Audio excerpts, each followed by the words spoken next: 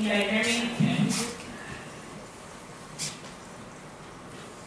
Whether you can or you can't, you're right. Now think about that quote. It's one of the few quotes out there that no matter what you do is a positive. You can be right, whether you can or you can't. My journey can be summed up in this quote. I have done all the can and all the can. And it boils down to what we choose. And in each situation, I had to stop and ask myself, what do you choose here? Do you want to continue with the can't? Or do you want to continue with can? My name is Rachel Wheat. I live in Greenville, South Carolina. I have 2 beautiful children, 2 girls, 6 and 8. This encompasses most of my life. This is my biggest passion. On the other side, I have my athletic pursuits that have made me blind today. And I am here to share with you how I came from a 2-year-old girl who was diagnosed with a hearing impairment all the way to crossing the Ironman finish line and continue to do so to this day. I was born in Nashville, Tennessee, and in the beginning, everything seemed normal to my parents. And it wasn't until I was at my 2nd birthday party that I was turned around, and my mother kept calling Rachel, Rachel, and I wouldn't turn around. And mother's instinct kicked in. Something was off. Something was it wasn't right.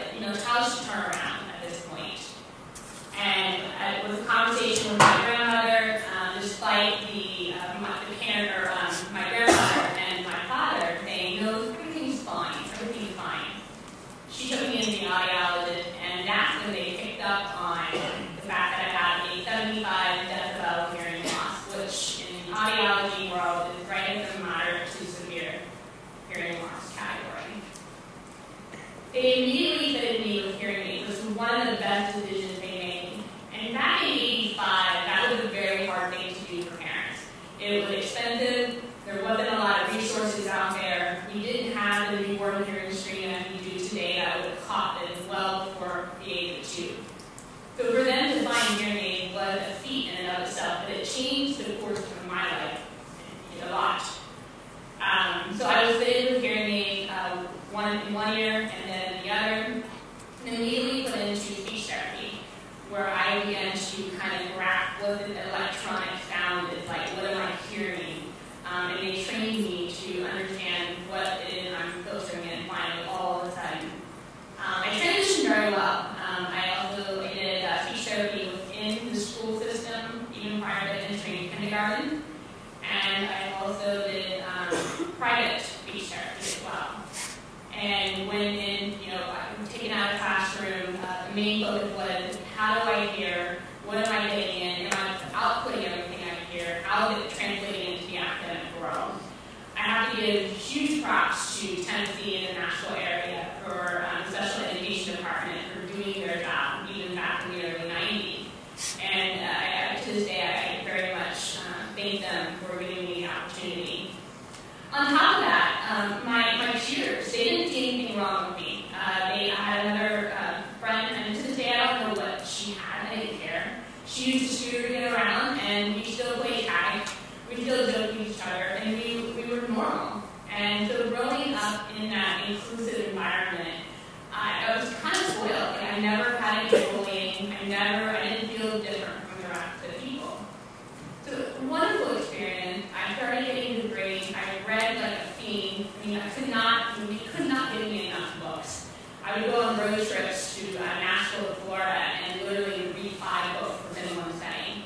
And I just couldn't get enough. And I only think that because I missed a lot of language and communication, audiologically, that reading the book, I never missed anything. I was reading it, I was seeing it, I never missed the communication. So that was something that drew me to reading. Continued on into active. I did gymnastics, anything I could get my hands on. Very quote-unquote normal life. Actually moved up here to Albany, New York when I was in 5th grade. And that was when I experienced my first bullying. And we were playing in the mountain in the snow, and I was wanting to play, and the child at the top told me, we don't need anybody here in your around here, you don't belong here.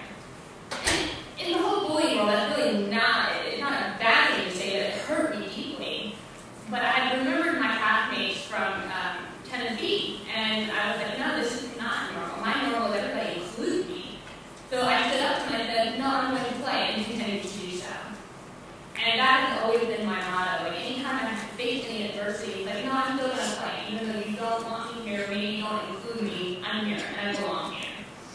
and that served me very well in the academic world, and I continued to do so. I got a full ride into the University of South Florida after taking honors and AP classes in the high school level. It was also at that time that I said I don't need any more speech therapy. I'm done here. I think I've reached my point, and started really focusing on academics, and got a full ride into the University of South Florida. I was at an all-time high for me and my wife. I was, in college, away from my parents. I had a very independent nature, so this was just a jackpot for me to be away from my family. Wanting to be a pharmacist, looking to make a very good salary. Life was good. In my sophomore year, I went to go get my contacts, renewed, and you have to do that every year, and get my prescription renewed. And I was sitting there, and kind of blown, the doctor off, and I'd done this rodeo before 2 times, and they said, "How many fingers am I holding at? How many fingers am I holding at? How many fingers am I holding at?" Which is to test your peripheral vision. And I couldn't see anything. And it really shocked me. I'm like, wait, what? And, I was even throwing things out, like, well, maybe my allergies are bothering me, and stuff like that. So they took me into another room, and they did the field of vision test. And there was a lot of talking between the doctor, the husband and wife team, and it was getting really quiet, and I was getting very frustrated, because we weren't including me in our conversation. Something was wrong. And so they pulled my mom aside and started talking to her. And I was getting angrier and angrier. And we went to go check out. And mom was looking at me. She said, "You might have a brain tumor, and we need to get you into the doctor quick because of the loss of peripheral vision all of a sudden." So I was extremely scared at the point. I was supposed to start school in a week. Here I was, thrown in this, you may have a brain tumor. They sent me up to Shannon Hospital, which is connected to the University of Florida, which is about a 2.5-hour drive from where I was living in Tampa Bay. And we went out there, grueling eye exam. Literally, you would lay in the dark for 20 minutes. Then they would start flashing all these lights at you. They would take a gloss-like material over my eye, and I would lay there for about 30 minutes, again flashing the light. Really cold room. I guess it's something that has to be done. I don't remember it finally. It was about 3, almost 4 hours long. And they will send the reports to your doctor. Came home and visited a neuro-ophthalmologist that then explained to me that based on the testing that I had a condition called retinitis pigmentosa, called RP for short. And because I have a hearing impairment as well, most likely Usher syndrome. And they told me that there's nothing we can really do, we can monitor it, and we'll see you in 2 weeks. I had no idea what that meant, but I was excited and glad that I didn't have a brain tumor. So that was my first, kind of like, okay, no brain tumor, I can go to school, I can continue on my study. Came home. And of course, I have a very research-based brain and started researching what this retinitis pigmentosa was. And as I began to read things from Foundation Fighting Blindness, like losing vision, going blind, and all of these other things, and then it started hitting me, this is more serious than I thought. So I reached out to a family friend who worked for a neuro-ophthalmologist, and I told her, and she got very quiet. And I was sitting there, I'm like, what's going on? And so she began to explain to me that what's happening is the retina is deteriorating. And in your retina, you have rods and cones, and they are responsible for your night vision and for your peripheral vision. And as time wears on, it begins to deteriorate. You can actually see the deterioration in the imaging that they do over the course of time. And in a weird way, it's actually kind of fascinating to watch that happen, to see the disease at work. And in hindsight, I noticed that there was some night issues. I used to be amazing at playing manhunt at night, and then all of a sudden I had to grip onto my best friend's arm just to get from point A to point B all of a sudden. So it made sense, and I was like, okay, that makes sense, but the peripheral vision, I never noticed that. I was driving at the time. And the doctor was trying to explain to me that your body adapts, and it just takes over and does what it needs to do. So when I was diagnosed at 19, it was at 25 degrees, so guesstimation right there.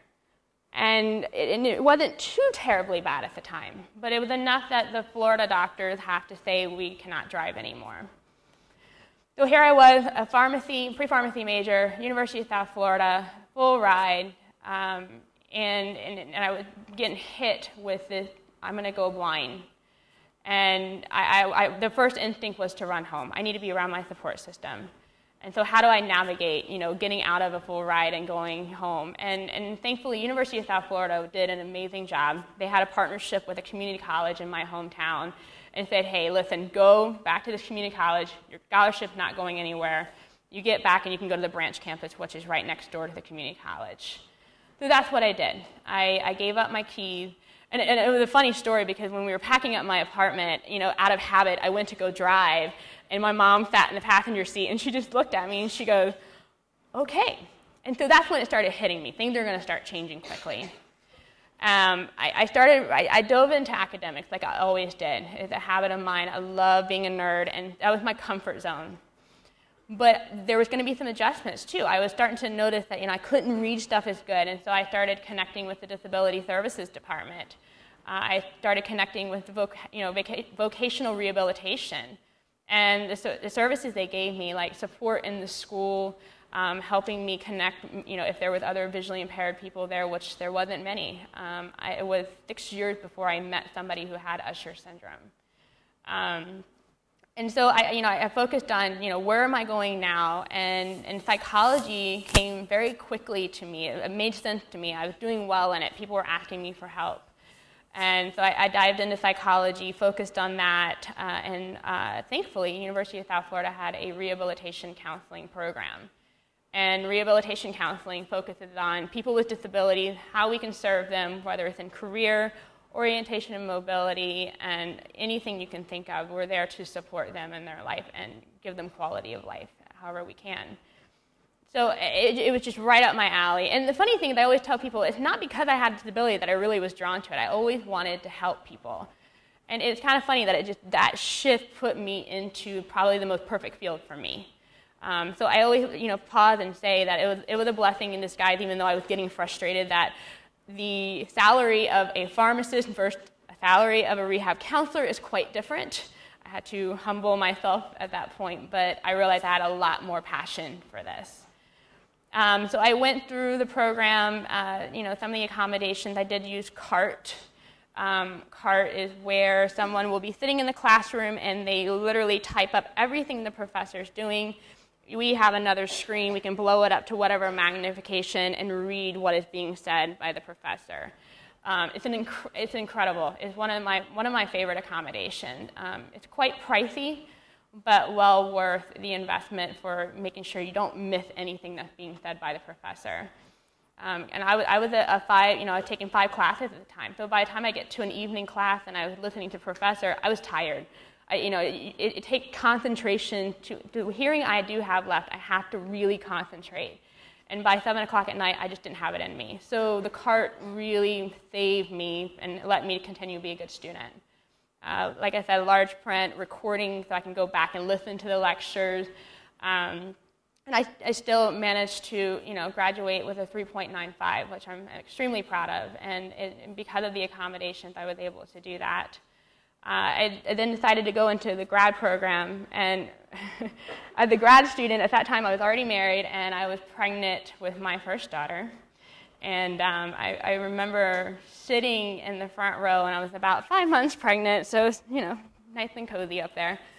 And didn't even know where I was headed, but I was excited nonetheless. And little did I know that first class, being pregnant, was going to change the direction, not immediately, but later on in my life.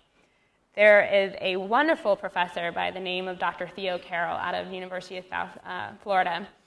And she got up and she started telling her story, which is just incredible. And she talked about her, substance abuse that she went through, her obesity that she battled, and, one day decided it was time to change. She kicked the alcohol habit. She got super thin and decided to go after the Ironman race at the age of 61. And I didn't know what an Ironman race was at that time. And she began to tell me how she would jump into the ocean water for 2.4 miles and then follow that with a 112-mile bike, and then go into a 26.2-mile run. And that is the Ironman race, and you have to do that within 17 hours. I was just floored. I was like, that's incredible. And not only was her story incredible, but to do an Ironman like that. And it's 60. And I was just sitting there like, oh. And I just couldn't stop staring at her, and we became very good friends. But there was this story that was in me, you know, not only I was pregnant too. I mean, most pregnant women don't think about doing this endurance race or even want to, and they would be going, ugh, and I'm sitting there going, yeah. But I just really was interested. But then I had that story, oh, I'm hearing impaired, I'm visually impaired. There's no way I could do something like that.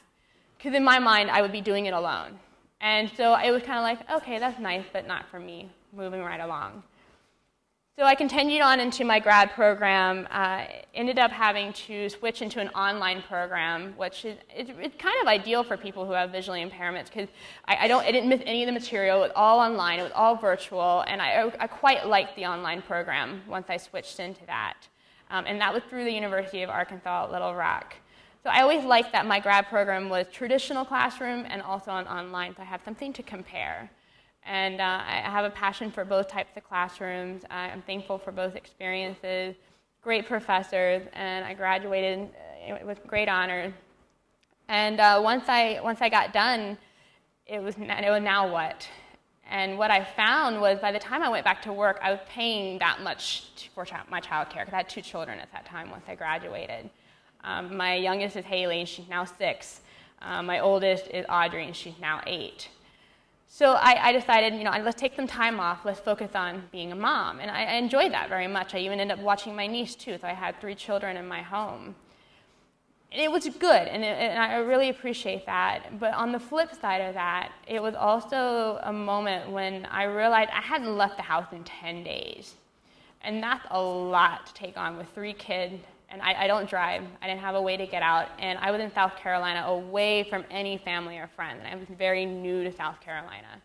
And my husband at the time worked a lot. And rightfully so. He was building his career, and I supported that. But it still wasn't healthy. And so I'm like, okay, so I had orientation and mobility. I have a career kind of, but I chose not to. But I'm not rehabilitated. What's going on here? What is it going to take for me to get into a place of self-esteem and confidence? I'm not there. I have all these things. What now? Really ridiculous. I was in the house for 10 days. And also, I was gaining weight, and I didn't like that either. My sister was dared by her college roommate to go run a half marathon, and she lived in Nashville, so we were going to do the rock and roll, half marathon. And I was, listening to my sister get all excited about running, which she wasn't a runner.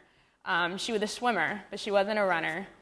And I was just listening, and I was getting jealous, okay? She's younger than me. She's my sister, and I was getting jealous. And I was like, oh, man, that sounds really cool. I want to do that. But again, I had that story. I'm visually impaired. I'm hearing impaired. There's no way I can compete or go into that. It would be unsafe. I would run into other people. And I want to note here, at the time that I was asking this question, I had gone from 25 degrees now down to 9. Right when I was pregnant, there was a dramatic decrease in my vision. I had a lot of problems that I ended up in the hospital because they thought other complications were going on. And what we found was just general retinitis pigmentosa issues that happened. And maybe pregnancy complicated, maybe not, we will never know. But from 25 to 9 in a year span is quite a fluctuation. So I had that on top of that, and so I just wanted to mention that. So again, going back to my nerd self, my research self, I started researching, if there are people that are visually impaired and blind that are active. And I came across a blind runner out of New Zealand, and when I read his story, he was doing London Marathon, he was doing the Olympics, I was like, whoa, this is so cool. So I came to my sister, and I was showing her the website, and I was like, this is pretty incredible. Do you think we can do this? And what it would entail my sister to accept is to be a guide runner for me. And that's how visually impaired and blind get across, the racing, and also their training is by guide running. And she's like, okay, we'll try this. So not only did my sister accept the bet from her roommate to do a half marathon, she also accepted to be a guide runner. And so thus began the journey of two sisters, trying to figure out how to do this and how to get me safely across the finish line. In the beginning, she would have to run right in front of me. I don't know if you can hear me, sorry.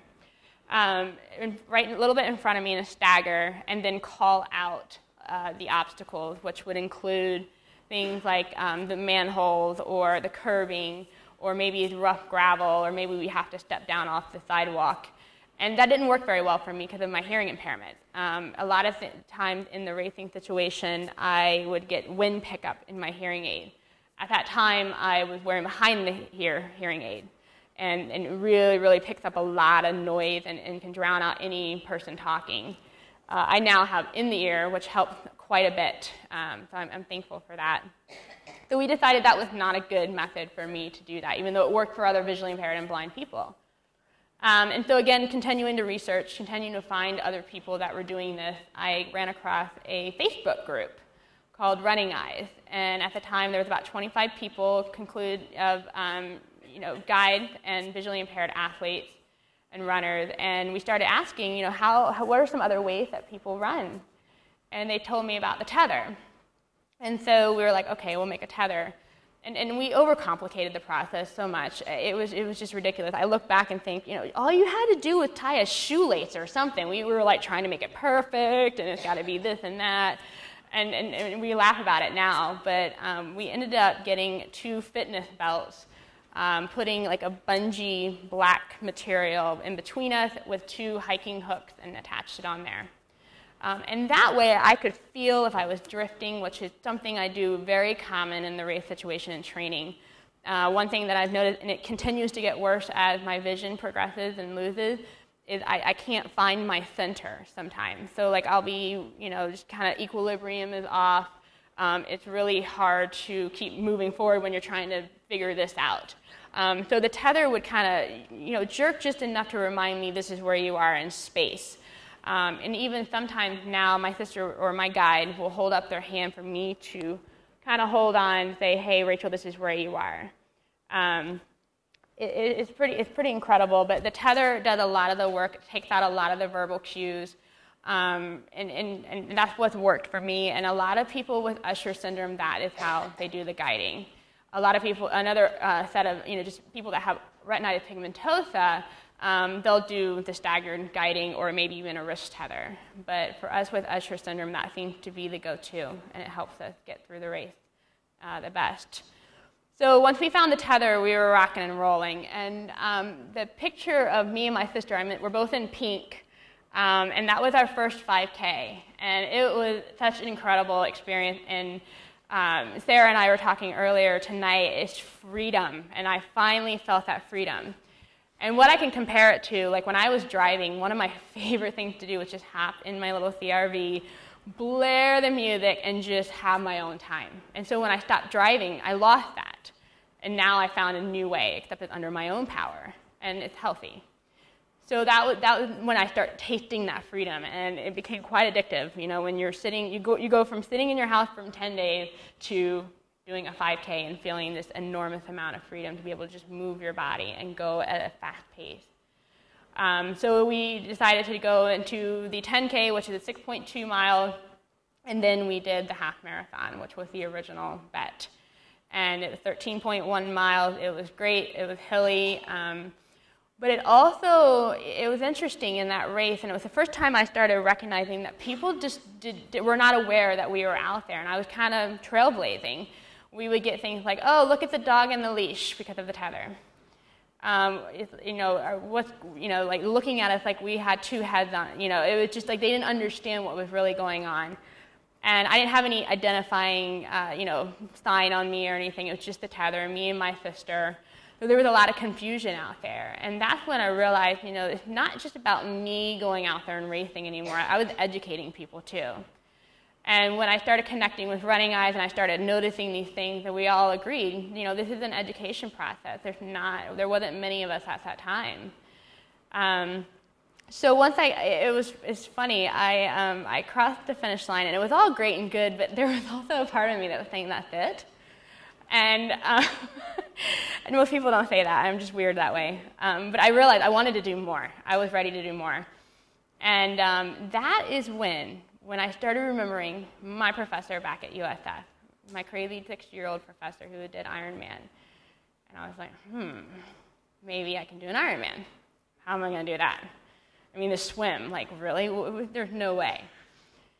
So again, I went back on Running Eyes, and if you guys haven't figured it out now, Running Eyes was like my huge resource. It made me the athlete I am today. And anytime anybody knocks Facebook, I'm like, no. If it wasn't for Facebook, I would not be where I am. And if I wasn't for a group like Running Eyes, I would not be where I am. So I'm so appreciative of that. But I just randomly blurted out, which is my nature. I was like, I want to do an Ironman. Can we do that? And there was a response from a gentleman named Richard Hunter out of California. And he called me. He's like, he didn't even say, hi, I'm Richard or anything. He's like, yes, you can do an Ironman. I just did it. It's your turn. And if you do it, you'll be one of the first deafblind to do that. And I was like, nice to meet you. But he then began to tell me, this is how we do it. And at that time, there was, a handful of Ironman VI blind athletes, and it was very slow moving. There wasn't a lot of us that were doing it. And also think about, we have our guide. And so we have to find someone who is willing to do 140.6 miles for someone else. So this was total trailblazing. And I was like, okay. At the time, my sister was going to be my guide, and later on, she decided she needed to do her own first, and it was probably the best decision. And while I would have loved to have my sister be the one that crossed the Ironman finish line with me, it just didn't make sense. So we started parting our ways, and I was back to square one, trying to find a guide that I could collaborate with. And in the sport of triathlon, especially our sport, we have to have the same gender. I was looking for a woman. And again, back to social media, I was perusing through Twitter, just kind of looking around and, looking through, and I came across a woman, and it said, Guide for the Visually Impaired and Blind Athlete. I'm like, what? So I started tweeting at her, and of course she came right back. And she's like, yeah, that's what I do. And I'm like, okay, well, I'm a visually impaired, athlete, and I want to do an Ironman. She's like, okay, let's do it. I was like, okay, this girl must be crazy. And she is. I found out later she's very crazy.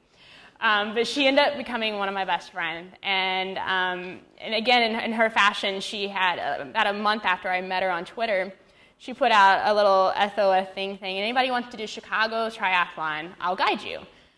And so I said, okay. Never met this woman, ever. And I had, I trained by myself at home with my other guide, and never trained with her. And we showed up, me and my ex-husband, we showed up at Chicago, and I remember she comes in, she's all like flurry, she's all over the place, she's got the most amazing personality, and I knew we were going to be best friends from there. And she's like, all right, let's hop on the bike. And I'm like, okay. Not ever knowing what I was going to experience at that point. So we go, and I don't know if you guys are familiar with Chicago, but the trails that are right there by Lake Michigan. And at that time, during August, it's very, very congested. People are, at Lake Michigan, they're playing volleyball. It's a lot of people. And so I'm thinking, okay, we're just going to walk through and go bike somewhere else. Oh, no. This chick lives in New York City, so for her, what congested means to her means this is not it. And so we hopped on the back of the tandem, and we go flying through all these people, and I'm back there like, oh, dear God, please don't kill me. It was so scary. But she was such an amazing bike handler that I ended up kind of letting go. And I realized, how amazing, and then back to that freedom. And that's when I started falling in love with the bike. So we did the race together. We ended up placing second in the physically challenged division. The physically challenged division at the Chicago Triathlon, it's pretty amazing because it has amputees, hand cyclists, visually impaired athletes, and any other motor disability. So there was all of us together racing. And at one point in time, I remembered I looked over and I had a hand cyclist next to me and then an amputee athlete next to me at the same time. We were all running together. So talk about feeling included. And now I started realizing I found my people, and this is pretty incredible. So that's when I started branching into other guide. My sister and I still ran together, but I had Carolyn, and I had a lot of confidence in if I could jump in and do a race with her, I could do it with other guide. And I began to find other people to race with and guide with. But to go back to try to explain how we get through point A to point B. So in the swim, we also have a tether that we use that's on each hip.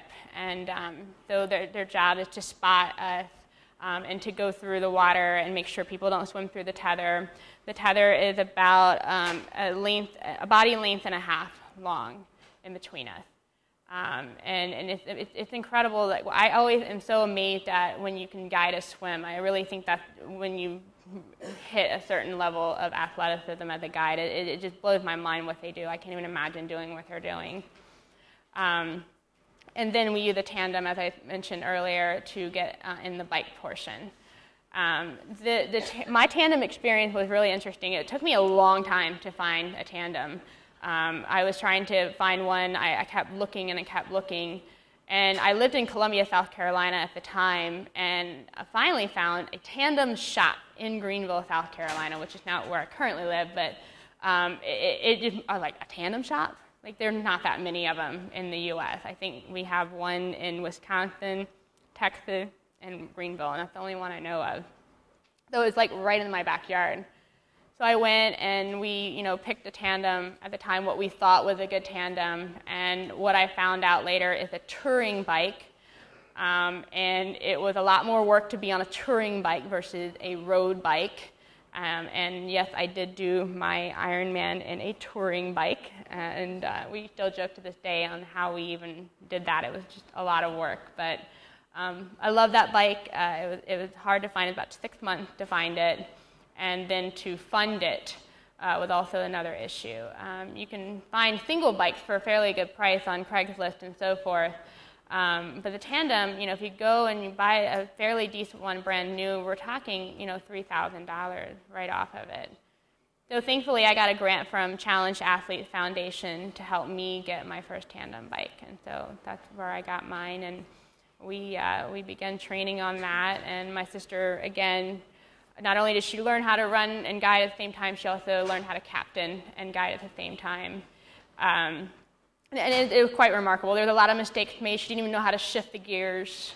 And so that's how I learned how to train, and we learned about how to climb hills together. It was a fun bonding experience, also a frustrating experience. But I was glad to finally have my tandem bike as my own, and now I reach out to other captains that help me get to point A to point B on training rides and stuff like that. So after Chicago Triathlon, I went into, I did my first marathon. And I went out to the Sacramento area, which is where they host the Visually Impaired and Blind Marathon Championships. And I was gearing up towards an Ironman, because I wanted to get a marathon under my belt before I went into the Ironman. And that's pretty incredible. I mean, to be in the room full of athletes that have done, 20-plus marathons, that have done Boston Marathon, the first blind guy to cross an Ironman finish line, people that have, climbed Mount Kilimanjaro or Mount Everest, or hiked kayaked the Grand Canyon. So I really started meeting some rock stars, and I realized I have a lot of work to do. But it was a great experience. I did do my first marathon out there. And then it was focusing on Ironman Texas. And I asked Carolyn to be my Ironman guide, as my sister had decided she wanted to do her own first. And we started training separately. We kept talking and communicating, what are the things I'm seeing with my other guides? What am I finding on the race? And so all of our training was done over the phone. It took an incredible amount of communication and just keeping touch. This is what's going on with me as an athlete. This is what's going on with me as a visually impaired person. And, how do we think that's going to translate into race day? And so on May, I think it was 18th, 2013, we did Ironman Texas. And it was a grueling hot day. It was about 100 heat index. And it was an incredible experience. The swim was wonderful. I had a really, really good time there. We were actually able to start with the pros 10 minutes prior to the massive wave start. So that did help, but once they start coming, they were all around you, the whirlpool effect. It's pretty intense, but you know, my guide had done multiple Ironman prior to that, and so she kind of knew, and if I stopped and I started kind of panicking, she's like, just ignore, go in, do your mantra. And so she kind of was coaching me a little bit, and so that was nice to have that there. And we finished the swim in an hour and 50 minutes, so I was out there for an hour and 50 minutes swim. Came out, and we transitioned into the bike. And I was talking earlier, the first 25 miles is kind of like you just kind of shake things out from the swim. You're eating all your nutrition. You're getting ready to start really pushing 112 miles.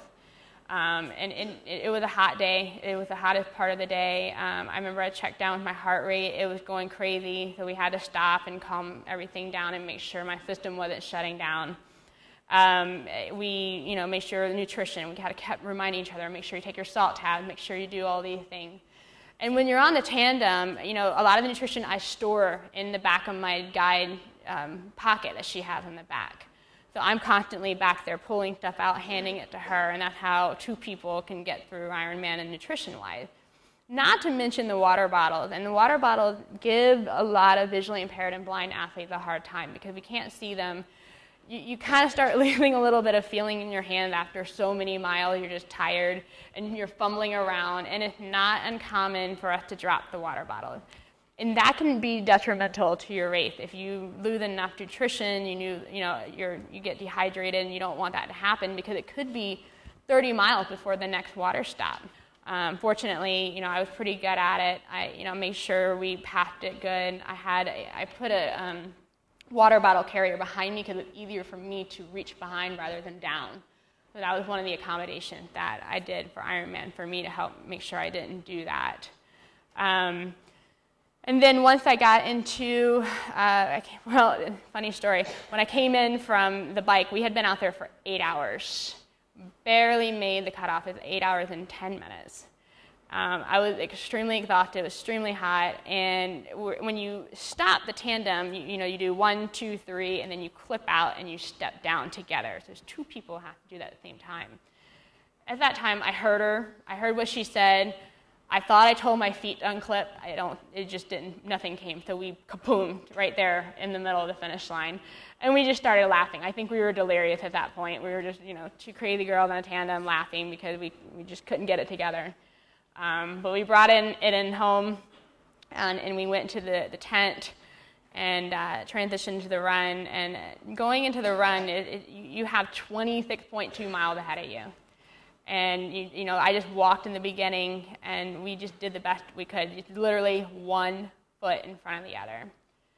And going back to what I said earlier in my quote, whether you can or you can't, that was literally the motto that I used to keep going. If I allowed my brain to go, I can't do this, it was going to be all downhill from there. And so I was like, I can. And that was what I kept telling myself. And even though my body was just in pain, it was tired, it was done, I remind myself, my children are at the end of the finish line. I remind myself that I took 6 months to train for this thing. I reminded myself that I paid $650 to do this. Like, it's crazy. And that's not even covering, the bike and the flights and all of these other things that were in there. But the other thing that was in my head, it was like, you are going to pave the path for people who are deafblind, because nobody else was really doing this. And I was like, I want other people to experience it if this is what they choose. I want, the visually impaired community had already broken that, and I wanted to break that for the deafblind community. And so I kept pushing, and I remember it was like 3 miles out until I got to the finish line. And I was staggering, and I was leaning up against Carolyn, and I was looking at the watch, and I asked her, I said, what did it say? And she told me, and I was doing the math in my head, and I was like, if I do not start running right now, I'm not going to make the cutoff of 17 hours. And that's when the demons come out. You're out there by yourself. It's dark at that point. I couldn't see anything. I was totally blind at this point, relying mostly on her touch because I couldn't hear anything. I was so tired. And I was like, what do you got left? And I remember I just went real deep, and it's just that point. I mean, you don't know you have it until you get there, and you have that choice, whether you can or you can't, you're right. And I kept saying that. And I remember I like literally kind of growled. I don't know why I growled, but I growled, and I'm like, okay, I got this. And I got up and picked myself up and ran the last 3 miles. And I don't even know how I did it. I just knew I chose to, and my body did it. And I got across that finish line. It's amazing. Ironman is really special in the fact that they come back for the midnight finishers. It is like a party. They celebrate the people who like literally are just grabbing at the last bits of their sanity to get across the finish line. It's incredible. And you can see, I think it's coming up, it's a shot from above where we were holding the flag and we were coming in, and you can see the time. It was like right there at a minute and change, where I barely missed it. Now, mind you, it doesn't, it's 16:49, but I started 10 minutes prior with the pros. So if I had to take that 10 minutes off. So it's a minute and change that I barely made it, and that's the Ironman finish. So it's pretty cool because the year after that, Andy Granda, who's a deaf-blind athlete out of San Diego, he came back the next year and did it too. And there was also another deaf athlete that was there right next to him. So everybody just started coming on board, and this is what they wanted to do. And I'm just so thrilled to have done that. I didn't necessarily need to be the first, but it's an honor to be one of the first. It's an honor to have people come to me that are deaf-blind or even visually impaired and blind and say, how do you do this?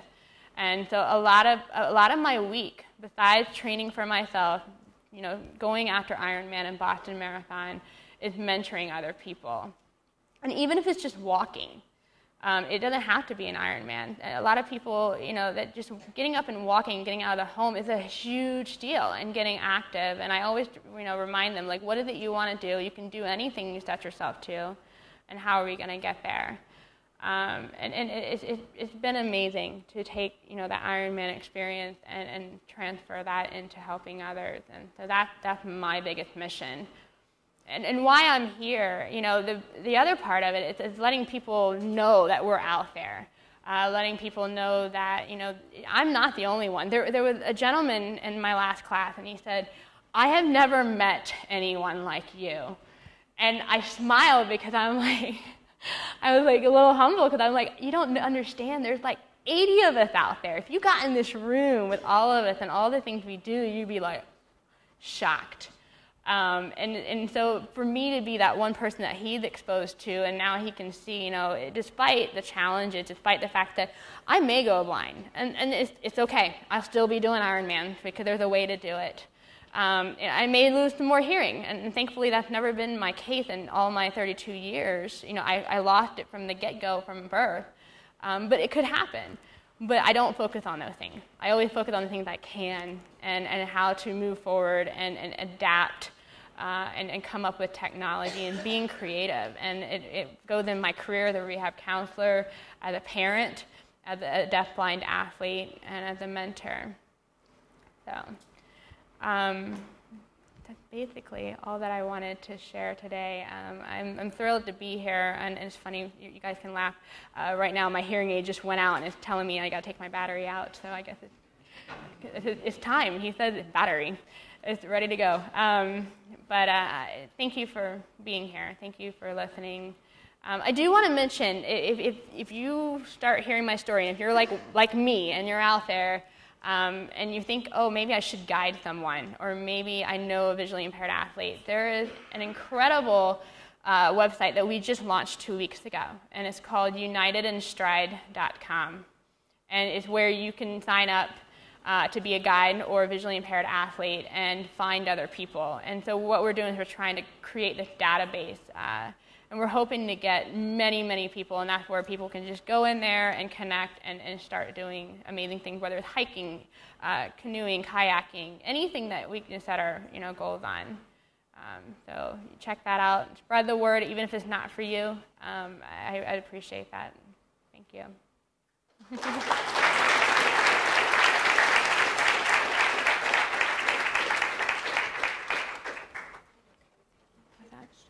Yeah, I'll get the question over here. Yeah, okay. If you guys have any questions or comments or want to share anything yourself, the time to do so. Yeah, I have Ironman Wisconsin, which is in September 13th. So I just came back from Boston Marathon, my second one. It's been a week now. So I have 2 more weeks of recovery, and then I'm into Ironman training right now. So, yeah, no rest.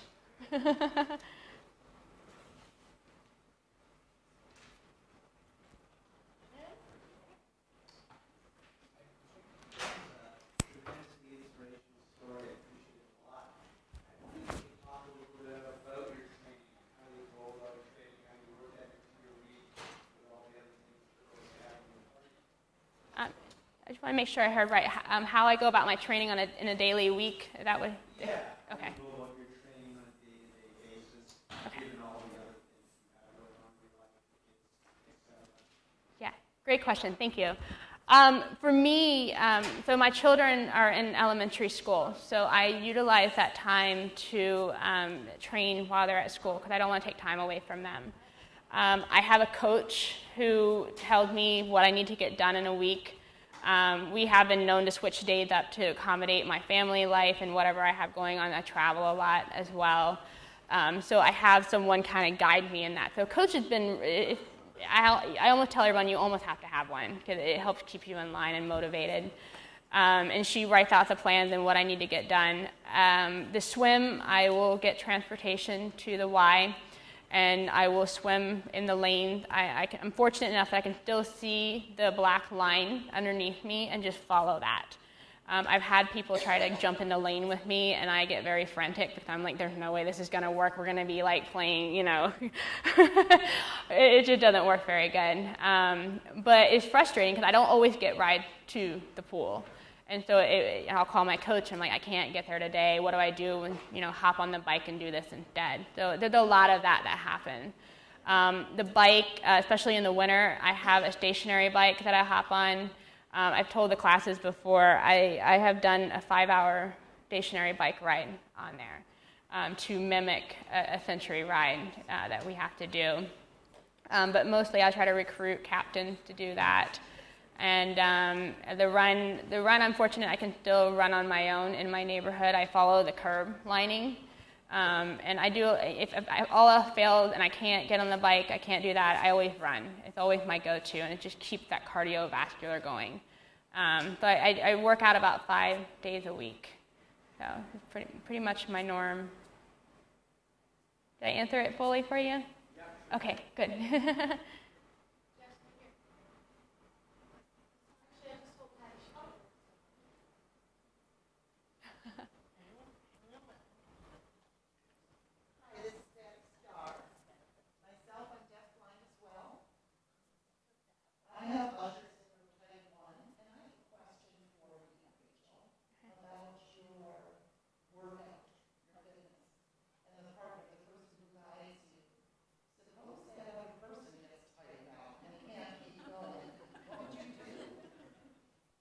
Okay, I don't think I had the echo. I couldn't hear. So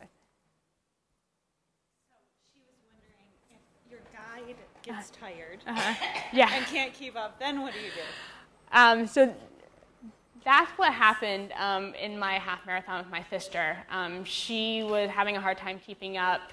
And unfortunately, I was having a great race, and I was all excited. I was pushing like 9:30s, which was phenomenal for me. And it was a point where I was almost dragging her with a tether. And I just stopped, and I was like, this is, sometimes it's just not worth it to, drag my sister through the half marathon. I was almost willing to do that just to keep my pace. But I stopped, and she was crying, and she felt horrible. It is not the first time this has happened. There is a phenomenal athlete, Aaron Scheides, and he does 2:40 Boston Marathon, and he just crushes it. And he's literally the world's fastest visually impaired athlete, and he's done that to his athlete because he has to kind of almost find pro athletes to train with. So it happens.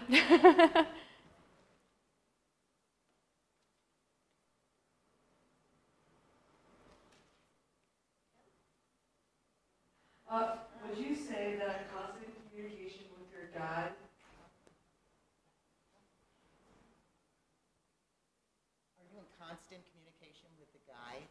during the race situation. Yeah. Okay, so the first, who's talking? I'm sorry. Thank you. Okay, I'm like, we are in constant communication, but especially in the Ironman race, it goes into a nonverbal time sometimes. We're just exhausted. And Carolyn and I, because we're so close and we just had an instant connection, there is a nonverbal thing. And it's interesting to watch her. She almost can read my mind before I'm there. So like if I'm struggling, I get really quiet. I don't complain. And she'll be like, Rachel, what's going on? Something's going on. So we do constant communication, and sometimes it's eerie. We just kind of read each other's mind. But yeah, it's part of the game. So. Was there another question?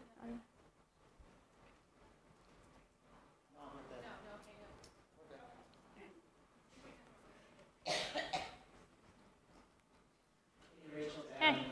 Yay! What do you want your kids to get into as they grow up? They're 8, 6 now. You're a pretty active person. Do you want them to follow something like you? Do you want them to get involved in similar things like that? Maybe guide running at some point. They can really fall on the same mold.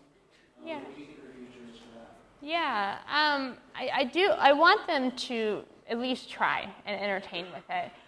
They were so cute. They did a little a dualathon, which is a swim and run, and they were just so stinking cute. I loved it. So I had to kind of watch myself there. I was like, come on, let's go after a sprint. And they're only 6 and 8, but they were cute, and they did enjoy it. But I do, I'm going to come up to the campability, and I want them to see children do it, because I think the disconnect for them is you're an adult. That's what you do when you're an adult. And so I want them to see kids in action and do that. But Audrey's already shown interest, and I'll kind of ride on that and let her play with that and just try it. When we have a boat, so we go out, and she's like, Mom, I'm going to do an open water swim. And she'll be out there doing it, and she's pretty amazing. I wouldn't have done that at 8 years old. So yes, I want them to be exposed and at least be able to come to campabilities and help others, even if it's not their sport. Thank you. Good question.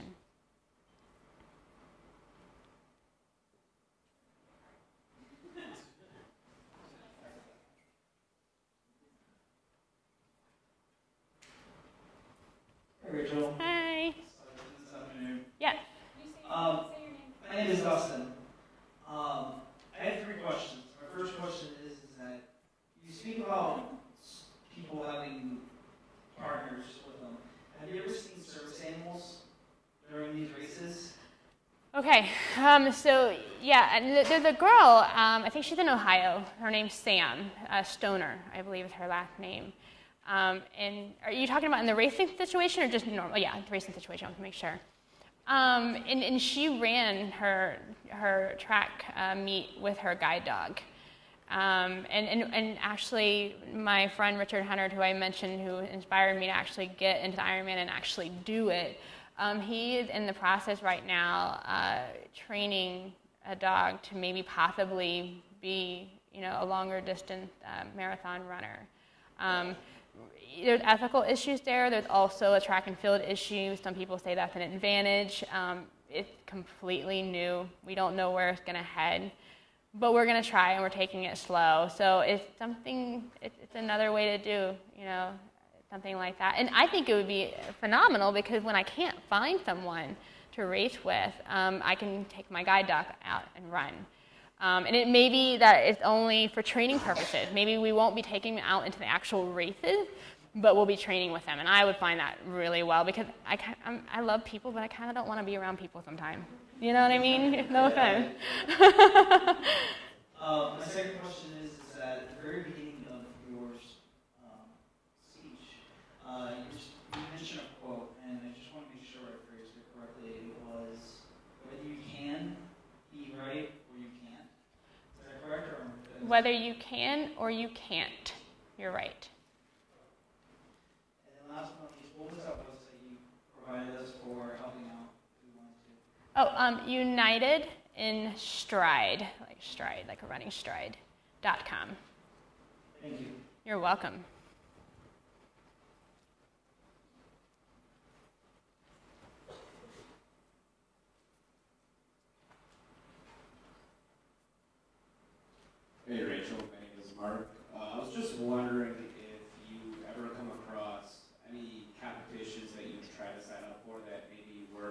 resistance or maybe had some challenges for people that have disabilities that wanted to compete? Yeah, I'm fortunate because of my background in rehabilitation counseling. I'm familiar with ADA, and I am a nerd and I read USA 2 rules and all that. So when people tried to say, oh, they can't do that, I usually knew that was not true. But a lot of my times when I reach out prior to the race, if it's not a PC, physically challenged friendly already, I'm teaching the race director, and a lot of them have never heard of it. So I'll reach out and say, hi, my name is Rachel Weeks. I have Usher syndrome, which is this, this, and this. I have competed multiple times, and this is how it normally happens in other races. Kind of let them know that it's already been done, and give them a guide and everything. I have never personally had any issues. I just kind of come very straightforward and give them all the rules, and they don't really have any choice. But there is a situation that's going on right now that I'm kind of helping out with where a university is saying that they can't compete because it's a liability. And it's for an open water swim. It's just one little open water swim, and I shouldn't say little because that's a big deal for all of us. And they're saying, no, he can't do that. And so I sent over him, the USA swimming rules, show them other, visually impaired athletes that have done this, like the Alcatraz swim. It's amazing, you can do this, and this is how you do that. So I usually take it as an opportunity to educate. They just don't know. The liability thing is thrown all the time out of fear, whether it's a running club who doesn't want their runners to guide. That's actually happening in Canada right now. And what I try to do when I hear that, and some of the runners, the newer ones, start getting really hot and bothered, I'm just like, settle down, there's no ground, and we'll educate and we'll move forward. So yeah, it does happen, but not as often. People are pretty open, which is phenomenal to see.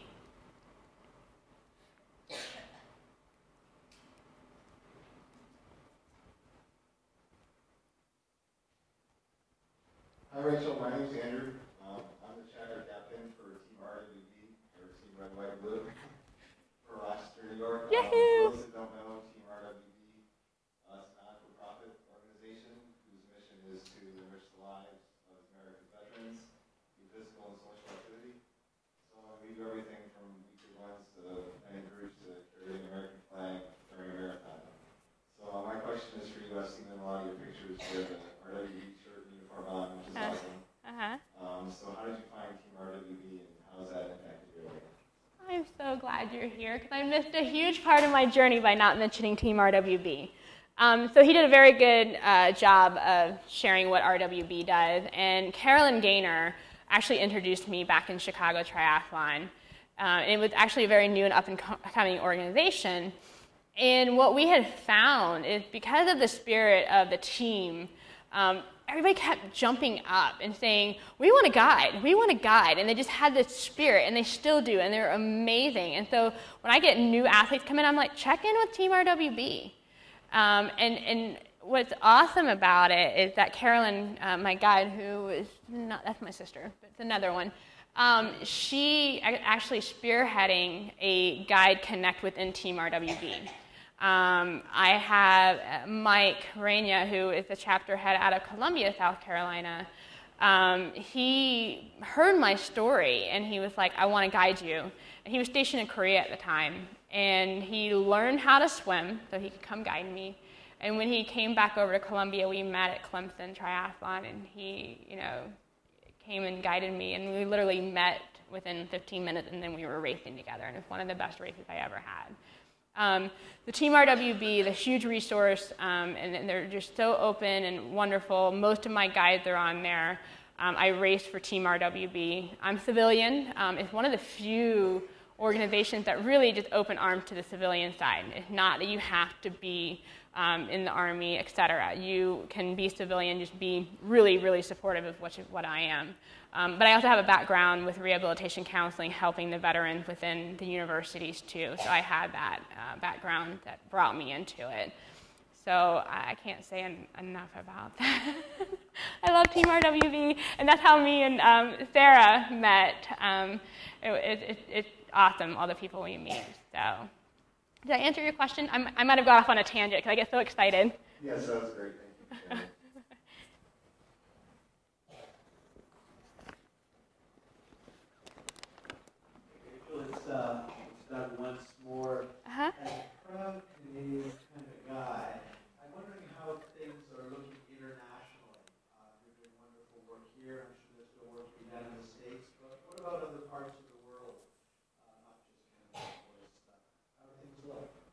Yeah, it's pretty much the same. In Boston, we had people from Hong Kong, I think it was New Zealand, and they all kind of follow the same rules and do the same things we do.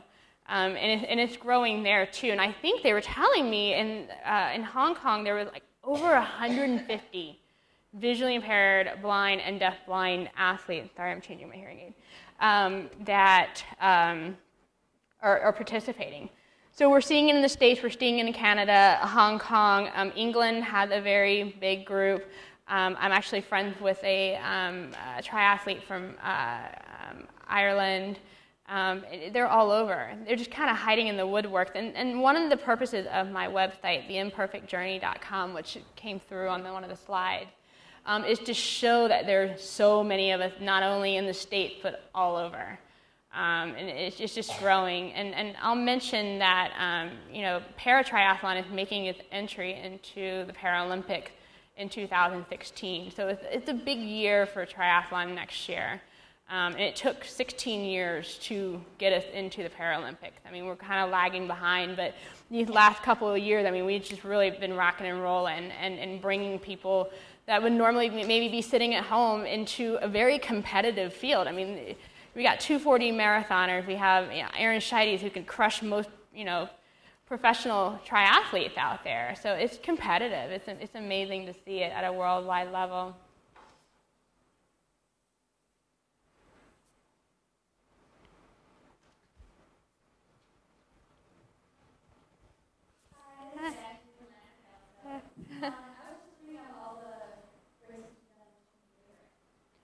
The distances or Just any race in general. So hard.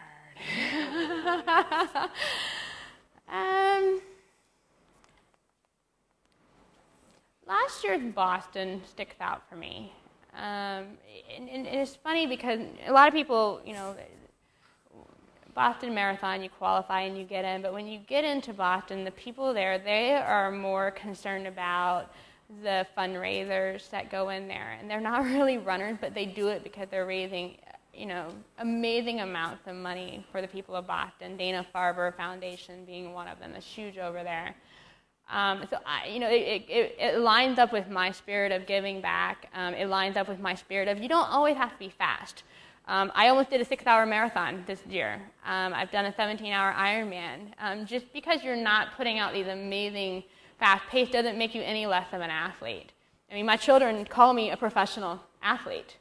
And my commitment is just as much so of a professional, but I don't necessarily go fast. And I don't necessarily have the body type of what you would call an athlete. And I'm okay with that. So being out in the Boston field and seeing that, and I was back there in the back with all the stragglers, and we were pushing deep, and there's something about that energy, being around people that are doing it because of their heart. It's incredible. So that's probably my favorite one. Good question. Thank you.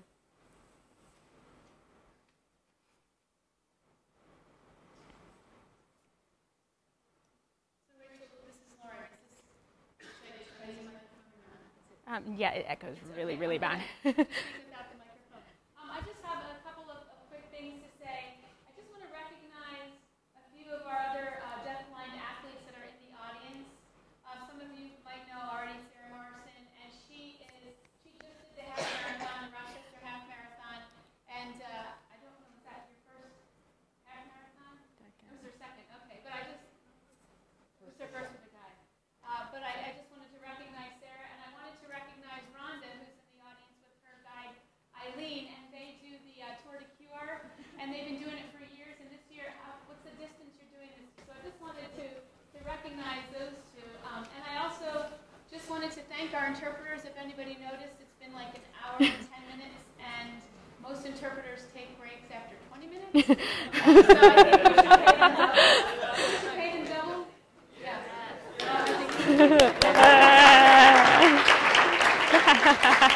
And I also, a couple things, please make sure you fill out the evaluations if you haven't done that also earlier today, if you haven't filled them out. And if anybody's really interested in this area, I'm teaching a summer class this summer called Physical Education for Children with Sensory Impairments. And it's online. I know some of you are already taking it, but I encourage anybody who's interested in this area, if you want to take it, it's another grad class, sorry, for those grad students, but if you're interested in this area, and also, if you're interested in this area, we also have Camp Abilities, which Rachel mentioned, which is a sports camp that we hold here on campus for kids who are visually impaired and kids who are deafblind, and we would love to have people volunteer. If you haven't signed up, our website is campabilities.org. Kelsey is a Camp Abilities grad assistant. She's here, so you can ask her questions. And if anybody's interested, we have our big fundraiser on Saturday night at the Spencer Port. Anyway, it sounded great. We got to plug that. And I also just want to thank Jessica and Sarah and our committee for everybody who's welcomed Rachel. And Yes. Do you want to talk or you want me to talk? so we have a couple of Thank you, gifts. So thank Rachel for coming. Also, free advertising for us, maybe. Oh, So yay! And then Thank Lauren you. also brought some capabilities gear. Yeah. and a cool hat you Yes. could get if you come to camp. So. Thank you. Thank you so much. I just want to thank Rachel for giving up so much of her time to spend with us and talk to our classes and teach us so much Yeah. about what she does. So. Yay! Thank you.